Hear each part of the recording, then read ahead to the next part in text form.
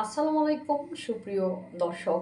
আজকে আমি ভিন্ন রকম কিছু রান্না করব, আপনাদেরকে দেখাচ্ছি। এটা হচ্ছে চিকন বেগুন, লম্বা করে কেটে এখন ভাজি করতেছি লবণ মরিচ এবং হলুদ দিয়া।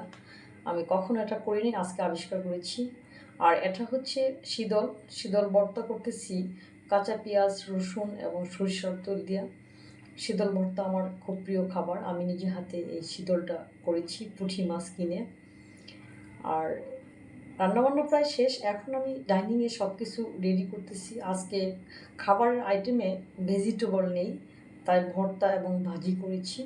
ভর্তা ভাজি মাঝে মাঝে খেতে হয়, আমি পছন্দ করি, তবে ভর্তা ভাজিতে যদি একটু ঘি হয় তাহলে অন্যরকম। এটা হচ্ছে বেগুন ভাজি আর শীতল ভর্তা, এটা হচ্ছে রুই মাছ ভুনা, আর এটা হচ্ছে ডিমের তরকারি, আর এটা হচ্ছে ডাল।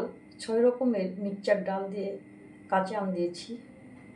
ডাল খেতে খুব ভালো লাগে, এখন আমের সিজন, ইচ্ছা করলে আপনারা ডালের সাথে কাঁচা আম খেতে পারেন, খুব টেস্ট হয়। আর গরমের দিনে ডাল খাওয়াটা ভালো, শরীরের জন্য অনেক উপকারী। এখন আমি ভাত নিচ্ছি, গরম গরম ভাতের সাথে বেগুন ভাজি শীতল ভর্তা খাবো, যেহেতু আমার এটা প্রিয় খাবার। প্রথমে আমি নিচ্ছি, এখন বিসমিল্লাহ করে খাওয়া শুরু করব। আহ কি মজা! শীতল ভর্তা ঘরে একদম সেন্টে থাকা যায় না। বেগুন ভাজিটাও টেস্ট হয়েছে, আরেকটা বেগুন ভাজি নিচ্ছি। বেগুন ভাজি অনেক মজা করে খায় অনেকেই, ভর্তা করে আবার কেউ ভাজি করে, তবে আমার কাছে ভাজিটাই ভালো লাগে।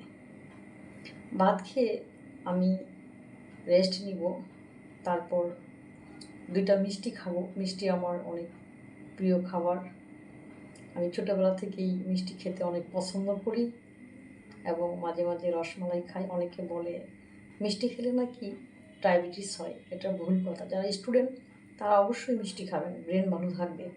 ধন্যবাদ, ভালো থাকুন।